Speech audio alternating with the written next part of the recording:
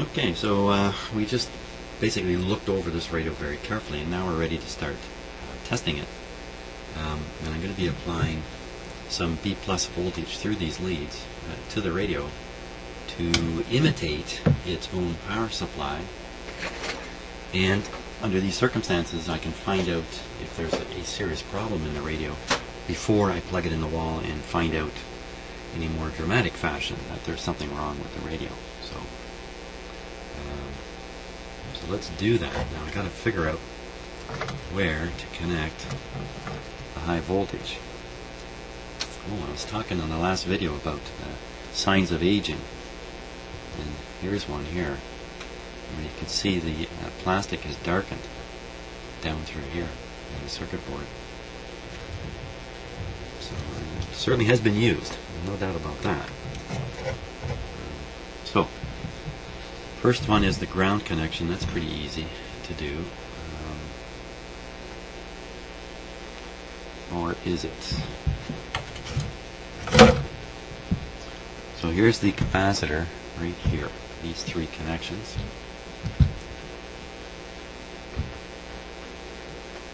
Just give me a second here, I'll get the other camera ready. Okay, there we go. It's these three connections here. One of these is a ground type connection, and the other two are positive connections. Why would the circuit board go nowhere for these two? This one and this one, they have no traces coming from them. The one in the middle has a trace, runs along here, down here, over here, runs along here, down here, goes a pretty fair distance. That trace is connecting to the shell of the IF cans. What else is it connecting to?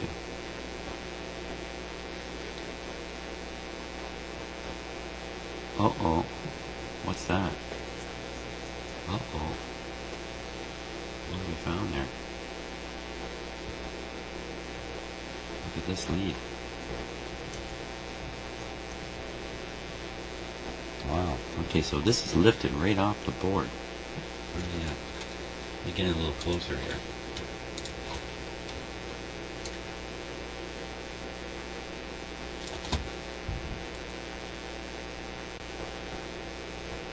There it is there.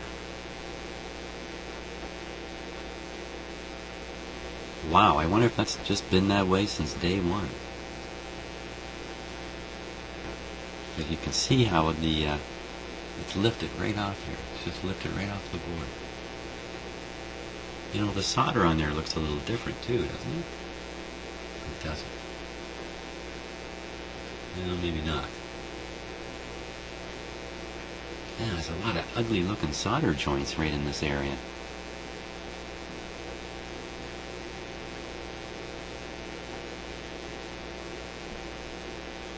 Some look good and some don't look so good. You know, it's pretty hard to see when you're looking at such shiny stuff. And what I mean by good and not good is you can see where the lead comes through. Let's see if I can find one. Okay, so the one that's dead center of the screen there. Again, it's hard to see. The one that I've got dead center, that looks good. I can see how the solder has wetted up the wire. So the hot solder has crawled up the wire a bit. But look at the one right to the left of it. It looks like the solder didn't crawl up the wire. And what that looks like to me is the wire didn't get hot enough for the solder to flow on it. And that's a potential bad connection. And there's all kinds of them in this thing. Here's another bad soldering thing. See the holes? Like, look at this one. I put the one that's in the center right now. There's a big hole in it. But these are all signs of poor soldering. Look at those. Yikes. These are all crap. So, okay, so what did they call this again? Some kind of circuit board? Plated circuit board? They must have been fooling around with new techniques. Now this doesn't look good either. This one looks like it's lifted a bit off the board. And kind of clunky soldering. I'm not so impressed. Well, I guess, the manufacturers, they're going to try something. They're going to invest a fair bit. They're going to bring it up to a production level. Building a factory, training everybody, getting everything going. And then, for crying out loud, they want their money back. So they're going to use that process. And if the result is not so good, they're going to try to band-aid it somehow. In this case, it would be with inspections, of course, and after manufacturing this board, maybe by dip soldering or something. There's just holes everywhere. I've never actually seen anything like this. Am I crazy? I would think this is a bad problem. What's that? What's that right there? Look at the traces. Something's been, like somebody's taken a file to it or something like that. That can't be the case. Well, probably just another thing that happened during manufacture at some point. It seems to go all the way. You know what? Look at this. This mark goes all the way. Let me just lengthen out here. I'm a little too close here. Let me pull back and refocus a little bit so I get a little further over here. Back to here.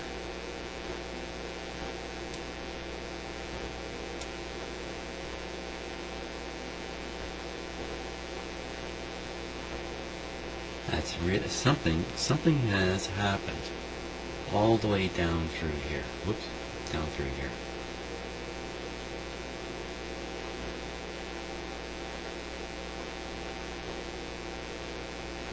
I don't know what that would be. So, it's funny, once again, the longer you look, the more you see.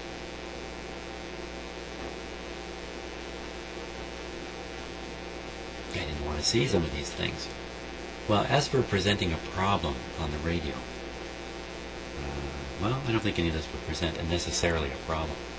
But if we find the radio not working, here's all the things we're going to have to look at, including resoldering all these connections. Oops, I got to focus that back here now.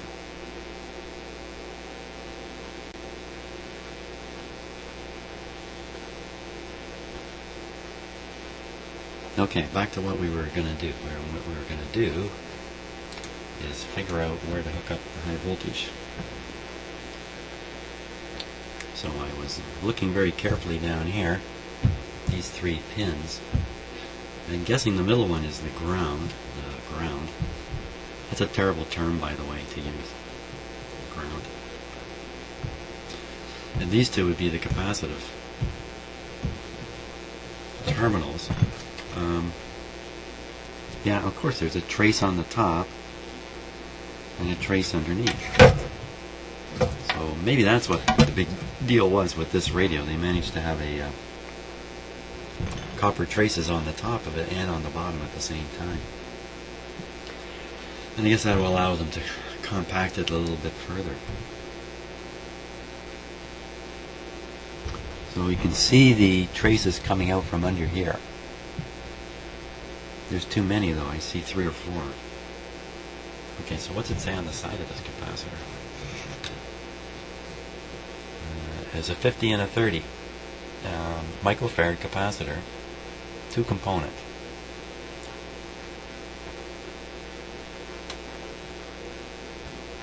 And from what I can see, I'm trying to look down under the edge here.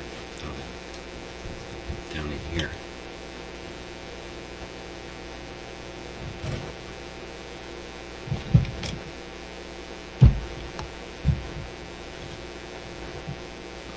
Put that on close-up camera too. We'll see what we can see here. Oh, I better change the focus again. Sorry about the manual focus, but if I try to rely on the automatic focus, it never stops hunting, especially if I'm moving around. So I'm better off just setting the focus and then holding the camera the proper distance over it. Get a little bit of a close-up here. There we go. Hey, somebody's fingerprint. Somebody's inky fingerprint right there. That'd be from the guy who was stamping this on. You can see his finger right on the print there, I think.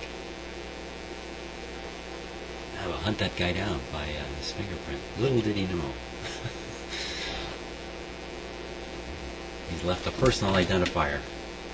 And here, come back to haunt him many years later. Okay, so what we can see is, you see kind of down inside, under there, I don't know if I can point to them. I mean, if you're familiar with these, there's no surprises here. But if you're not familiar with it, I'll take a moment here. So that's the terminal down in there. These are the support pieces that are basically part of this can here. Part of the can. And that's to provide the mechanical support to hold the can, and those are the electrical connections. So if we swing under, you get a totally different view of it. These are the can supports. Oh boy, let me hold like this. These outside ones are the can supports. There's 3 of them. 1, 2, 3. And these inside things are the terminals. And what is that? Somebody scratched a square around it? No, I don't think so. Just some random marks. So my original, when I noticed that these 3 were in line, doesn't mean a thing.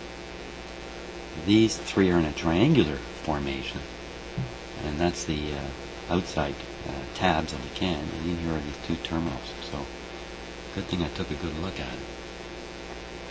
So now we know where to hook up the DC.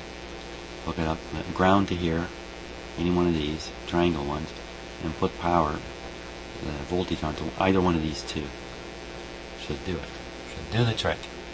And now there should be a resistor involved in this. Because usually in the filter, between the 2 sections of this big capacitor will be a resistor. And usually it's a fairly high wattage. It's not a low wattage one. And I think I'm looking right at the connections here. This one goes from here to here. There's a resistor there. There's the resistor there. That resistor, and that's a fairly large one. I mean, it's not a real big thing, but it's large for this radio. So that's going to be the power supply resistor. I mean, this isn't much of a powerful radio, so there's not a lot of power involved anywhere in it. So you can see these 2 center leads now. And let me just change the focus here again. A little too close. Oops. There we go. I gotta get myself a much better pointer when I use this. So these are the 2 positive terminals right here. One of them comes down here. Here's a solder connection. That resistor is just on the other side of the board. The other side of the resistor is here. And what's this? This comes back. And it's the other side of the capacitor. So basically, power comes to this capacitor, flows through the resistor to the other capacitor. It's kind of a poor explanation. I guess if I had a circuit diagram, it could be made a lot more apparent. And by the way, there's endless information about this type of radio. Fantastic information on the internet. If you really want to learn about these radios, you can avail yourself of fantastic information.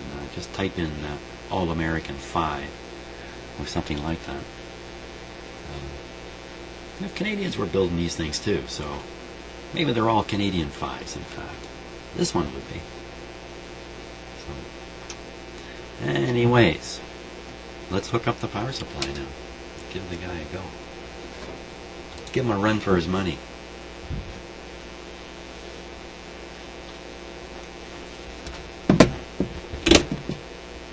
Get some of my other equipment ready here.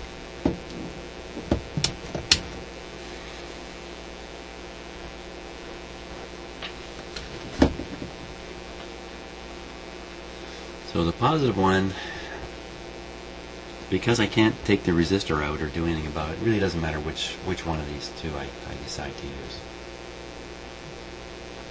Oh, look at that. You know, I pulled the trace right off the board when I did that. You know what that is? I think that's a trace repair right there.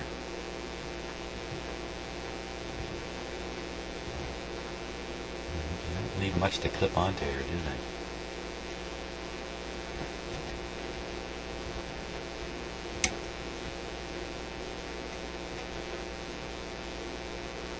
I'm just quickly following the trace all along to find a better spot. I can clip onto it anywhere. Doesn't matter. Anywhere there's some nice thing sticking up, they've all been cut away. So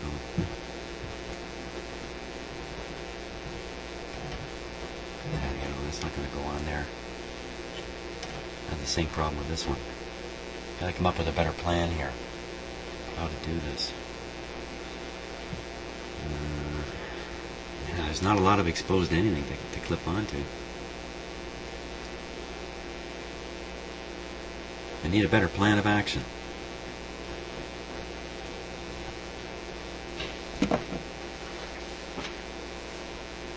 Well, one would be just to hold it on. Do the test just holding the wire on. Not terribly unreasonable.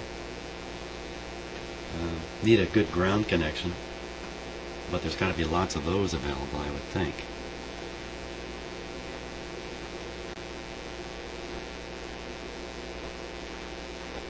Could just clip the ground to the outside here. I'm not quite sure if that's really the smart thing to do or not. Let's get out the ohm meter here.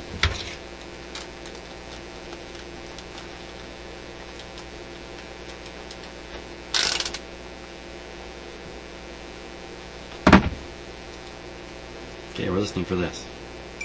That sound.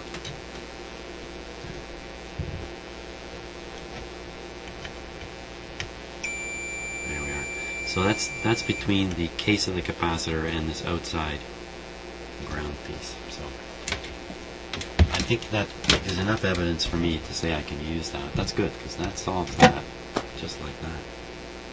Now, maybe if I put a lighter clip lead in, a smaller bite, I can get it off something here. It's a little better than this big honking one. Okie dokie.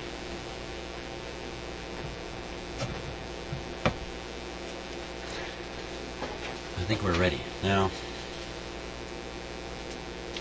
let's see. If you look over this way, so this meter that I use a lot, I often use it to monitor B plus and stuff like that, but I'm not. I'm going to use this one here. So this one will read the B plus voltage as I turn it up.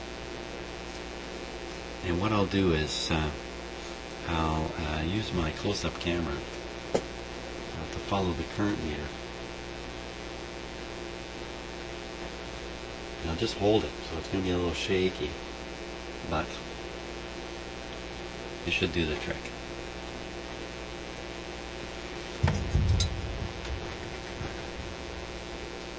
Okay, just getting the camera shot ready here. We're going to go on a dual screen setup, so let me just re-aim this camera. Make sure you can see things. Okay, so there's the meter on the left side of your screen. Having a hard time holding. That's the current meter. So that red line you see on it is maximum output from this continuous output from this supply. But we don't get anywhere near there. In fact, I really don't want this meter to show anything while I'm doing this test. That's what I would hope for. Let's switch on here. We'll let her warm up a bit.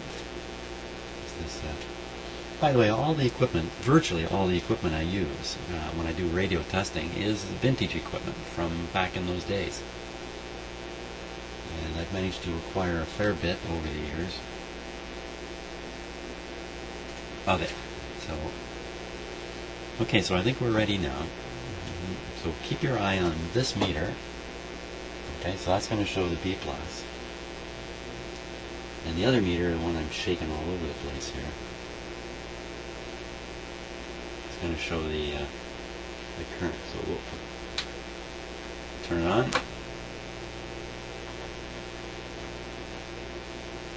I kind of expected a little reading to pop up on this meter here. How come it's reading zeros?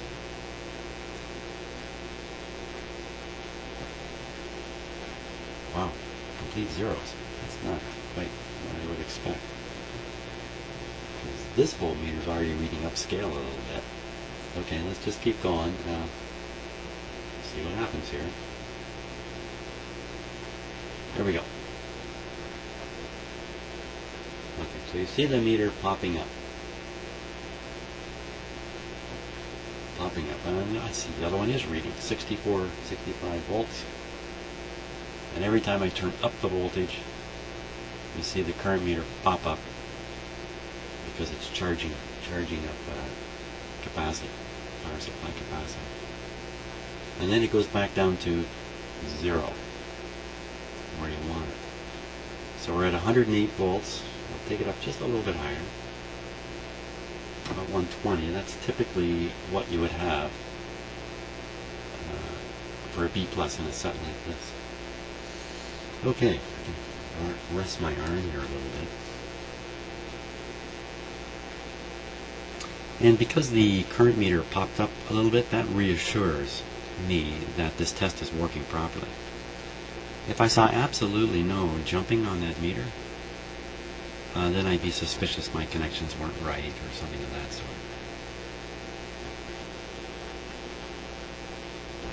So we're just going to let that soak for a while, as they'd like to say. Now this doesn't prove that those capacitors are good. They may have no capacity left in them. What it does prove, though, is they don't have a short in them. And nowhere else in this radio is there a short on the high voltage side. So we'd be reassured that the radio can be operated safely. And when I say safely, I don't mean safe for me. I mean safe for the radio. I'm not going to blow something up. I don't know if anything really would blow up. Okay.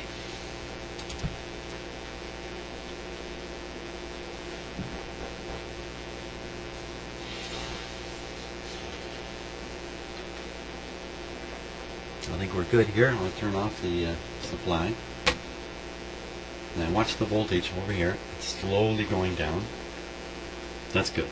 That shows that again, leakage is low and the capacitors are holding charge. Now something else about, it's holding it pretty good. Look at 60 volts and holding. 59, 58, 57. It's very good. So I think there's a good chance this radio is going to work just fine, unless one of the tubes has gone defective. Now typically in the life of a radio like this, there comes a point where it stops working and it's put away in a cupboard and forgotten about until it ends up on my bench 40 years later. And usually the event is a failure of a tube. Not always, but that's typically what happens. You turn on the radio one day, nothing comes out of it. Oh heck, it's a piece of junk, throw it in the garage. Only to be discovered many, many years later and considered a valuable thing like it is now. Now this radio in good shape. I think this is a nice looking radio. If we get it cleaned up and looking really good, I think somebody would drop 150 on it. I think this one's actually got some value on it. That's pretty high for a little radio like this. In the condition it's in right now, you should be able to pick something like this up for 10 bucks at a yard sale, easy. And by the way, if you're watching my videos and you're thinking about taking on this kind of work, maybe you'd like to try it out in that, this is the radio to start with. One of these. You've got to get one of these and start with this. I would not encourage you to try a great big radio right off the bat.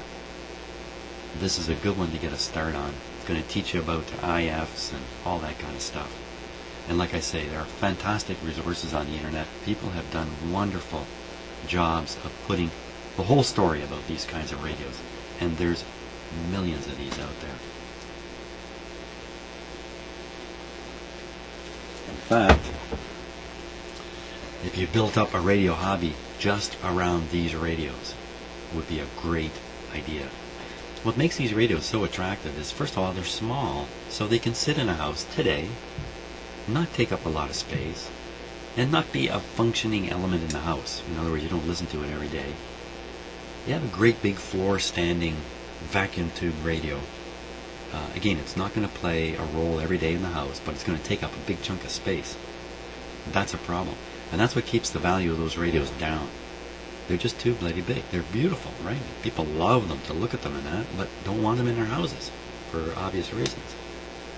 So, but a little one like this, yeah. And if it does work and can be used, there you go. Just an extra bonus. So these are great radios, and I would encourage anybody who's kind of a casual radio hobbyist, this is the radio to work on for sure. What I haven't talked about yet is how easy it is to get a shock off one of these. But we'll get to that pretty soon. Okay, so the voltage left on the meter, left on the capacitor, oh, it's down to 0 now. So it's completely dissipated. There really never was a serious danger. 120 volts,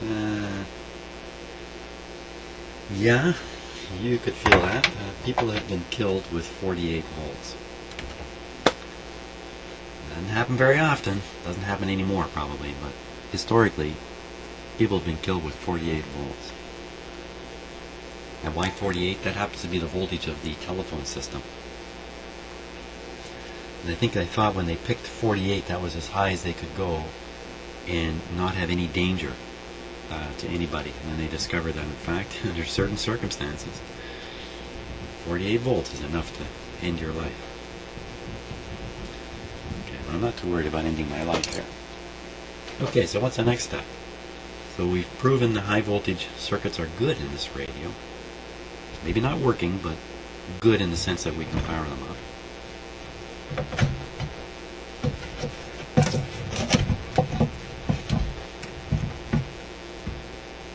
I think that's what we got to do. So do that on the next video. Thanks for watching this one.